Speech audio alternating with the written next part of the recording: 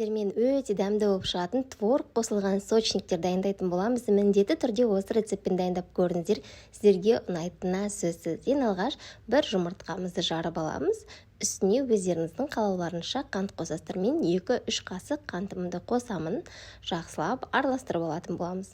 Және де майымызды бөлме температурасына қойып, яғни ертіп алатын боламыз. Менікі қатты ерімей қалды, сол себепті ертерек дайындап қойсаңыздар болады. Сосын барлығын жақсылап араластырып аламыз. Керек рецептің барлығын описанияға қалдырып кететін боламын, достар. Кейін ұнымызды үстіне қопсытқышымызды сала отыра, жұмсақ болатын қамырымызды дайындап алатын боламыз. Және достар, менің каналыма тіркеліп кетуді ұмытпаңыздар. Қазақша контенттің дамуына атсалысыңыздар. Жақсылап барлығын араластырамыз біркелкі болғанша. Мен қолмен араластырған ұнайды, себебі барлығы бірдей, яғни өзің көз мөлшермен қанша ұн салу керектігін біліп отырасың. Қамырымыз дайын, 10 минутқа тоңазытқышқа салып қойсаңыздар болады. Енді начинкасын дайындайық. Менде творог, бұл жерде құрғақ творог алсаңыздар өте жақсы болады. Сосын үстіне бір жұмыртқа, яғни қантымызды қосып, дәміне қарай келтіріп, жақсылап араластырып дайындап алатын боламыз.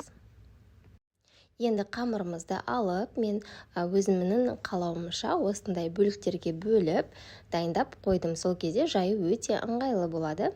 Енді осылай видеода көрсетілгендей етіп жайып аласыздар. Сосын үстіне осы начинкамызды саламыз. Негізі кез келген начинканы қолдансаңыздар да болады, достар. Осылай барлығын біркелкі етіп жауып, арнайы осындай кескішпен осылай кессеңіздер, әп-әдемі болып шығатын болады. Енді барлығын осылай жасап шығамыз. Сөзге кезде формасы да бірдей болып шығады. Мен үстіне жұмыртқаның сарысын немесе сүтті жақтым. Сол кезде де әп-әйбат болып шығады. 180 градуста 30 минутқа пісіріп алдым. Міндетті түрде дайындап көріңіздер, достар. Ал бізге ас болсын.